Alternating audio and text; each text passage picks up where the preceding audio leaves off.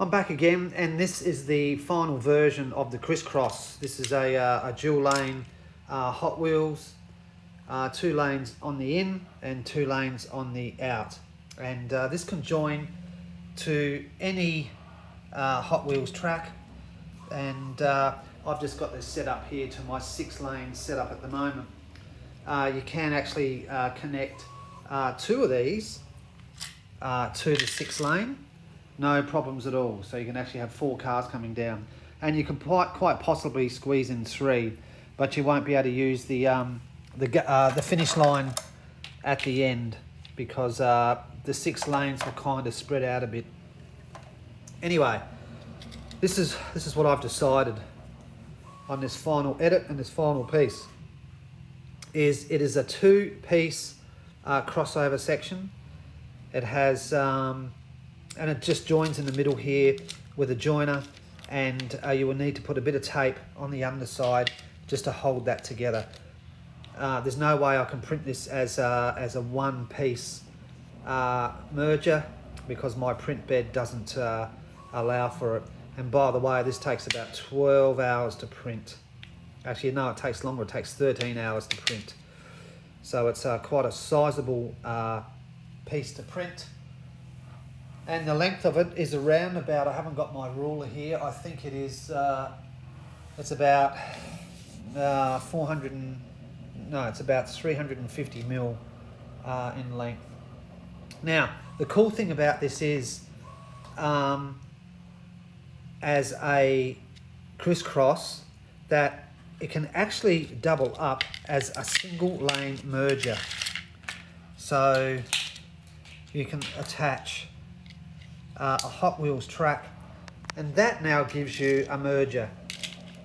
2 cars going into 1 lane. How about that? So it's a pretty good design and an addition to your track. Not only do you get the Xriss Xross, but you can also switch it out.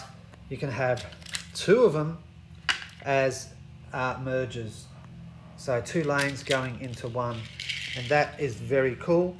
And you could also have it going the other way, where 1 lane going into 2, but it's not going to work, as you can see, quite correctly because it's not designed that way. What's the unique features of this? What I have done is, I mentioned before in the previous video, I've angled the in and out sections with a slight curve. So any cars that come in, or when they come into the curve, they hit this little curve and it should throw the car over to the other side, hopefully eliminating cars wanting to roll straight over this.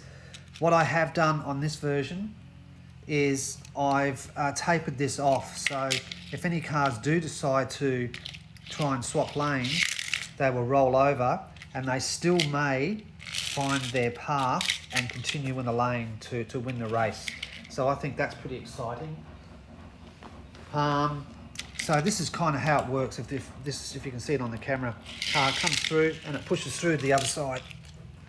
I'll do it again. As you can see, it tries to find its natural way through. Okay, let's do it again. And as you can see, that goes through every time. This van has a problem. It wants to steer to the left-hand side. So this van will want to try and get into this lane. So let's have a look. See how it rides right over the top? Right. So cars that do have wonky wheels will struggle in this track piece. However, with this being angled, the cars can still have the opportunity to fly through and to perhaps get back online to go to the finish line. This one here is pretty good.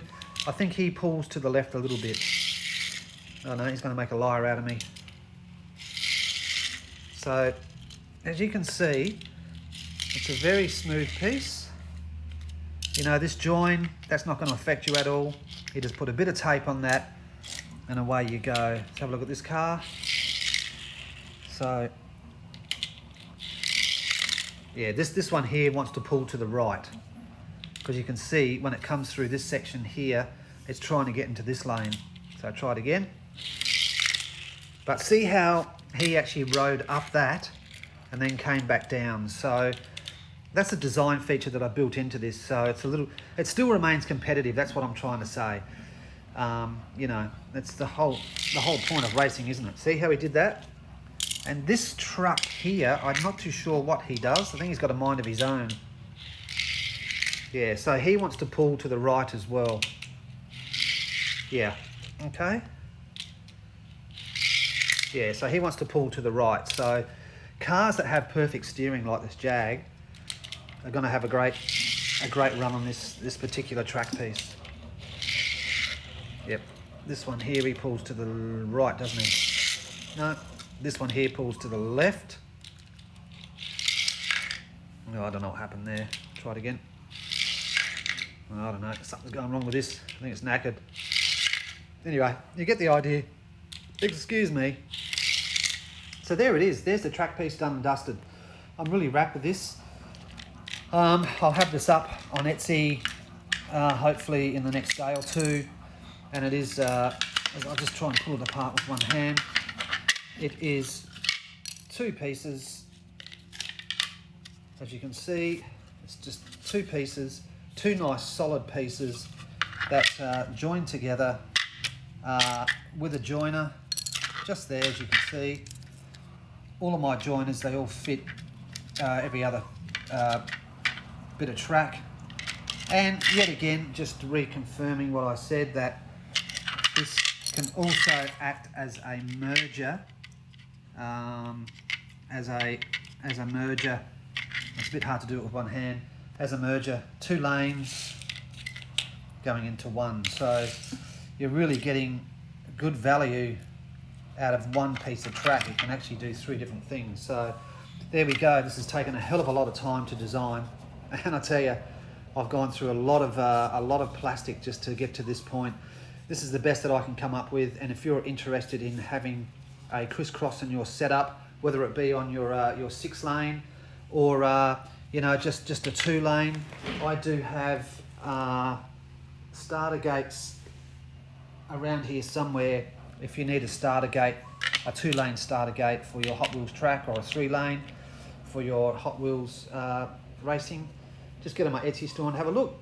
Okay, thanks again, and catch you later.